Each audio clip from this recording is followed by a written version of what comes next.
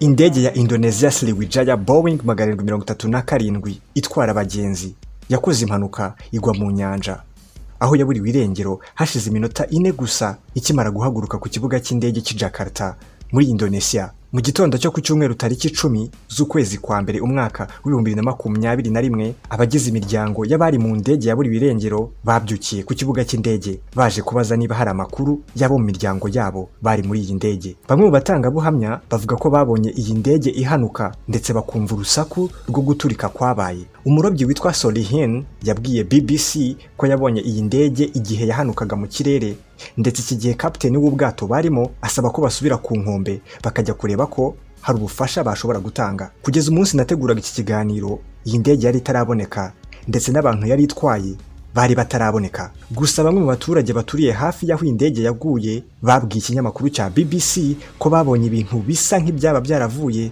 kuri iyo ndege yaburiye irengero. Ese mu by'ukuri niki cyateye impanuka y'iyi ndege ya Boeing 737 ya Indonesia? Reka byose tubirebe.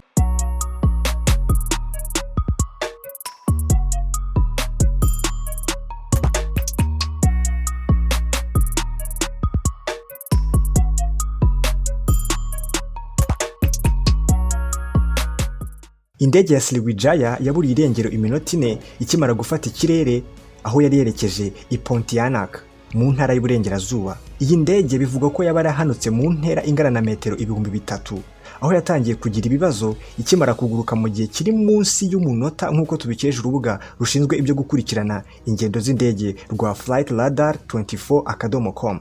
Ababonye ihanuka ry'iyi ndege bavuga ko byari bimeze nk'inkuba yari ikubise mu nyanja nyuma igasandarira mu mazi. Umwe mu barobyi wari hafi y'ahabereye impanuka yaravuze ati, indege yari iri hafi yacu cyane ku buryo igice kimwe cyayo habuze gato ngo gikubite ubwato bwacu. Igihe cya nyuma abapilote b'indege bavuganye n'abashinzwe kubayobora hari isaha ya saa 8:40 zo muri Indonesia, ubwo hari saa 1:04 ku isaha ya GMT. Dukurikije amakuru yatangajwe na Minisiteri y'Ingendo n'Ubwikorezi ya Indonesia, avuga ko urugendo rwo kuva i Jakarta werekeza i Pontianak aho iyi ndege yari yerekeje bisaba iminota 90 gusa. Mu gihe gito cyane iyi ndege yamaze iguruka ntiyigeze igaragaza ko hari ikibazo runaka yari yahuye nacyo, nk'uko tubikeje ikigo gishinzwe ubutabazi cya Air Marshal Bagus Purwohito. Iyi ndege yahanutse mu nyanja itwaye abagenzi 50 barimo abana 7 n'impinja 3 n'abakozi 12 b'indege. Gusa iyi ndege yari ifite ubushobozi bwo kwakira abantu basaga 130.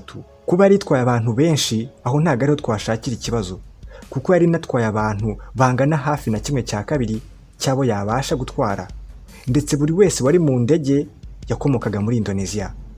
None mu by'ukuri niki cyateye ihanuka ry'iyi ndege? Iyi mpanuka y'indege ya Boeing 737 ya Indonesia itandukanye n'indi mpanuka y'indege ya Boeing 737 Max ya Ethiopian Airlines yabaye tariki 10 z'ukwezi kwa gatatu umwaka wa 2019.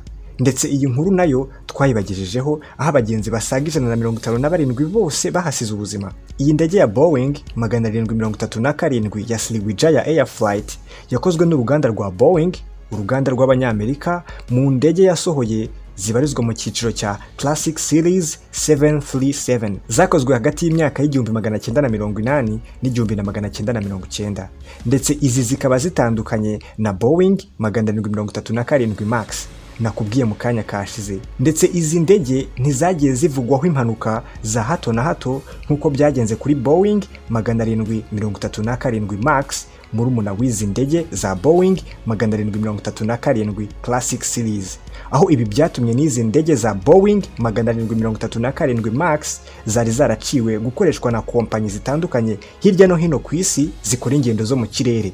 Gusa ubu iyi Boeing 737 Max yarongeye irakomorerwa. Iki gihugu cya Indonesia ni igihugu kidafite amateka meza cyane mu bigendanye n'ingendo z'indege, kuko iki gihugu cyabayemo impanuka nyinshi z'indege. Nk'ubu urugero yaherukaga ni impanuka y'indege ya Lion Air Max yabaye mu kwezi kwa 8 k'umwaka wa 2018. Iyi mpanuka yo bikeka ko icyayiteye ari uburyo iyi ndege yari ikoze nabi, gusa abandi bakavuga ko ari ukutitabwaho ku bice bimwe na bimwe by'indege, ndetse no kudahindurirwa ibice byari bishaje n'ubumenyi buke bw'abaderevu b'indege.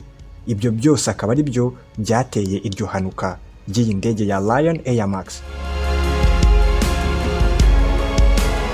Kugeza umunsi nateguraga iki kiganiro, nta makuru y'irengero ry'iyi ndege yari yakaboneka, ndetse n'umubare w'ababa baraguye muri iyi mpanuka nturamenyekana. Amakuru yose azamenyekana uzakurikira hano mu kiganiro cy'ubutaha.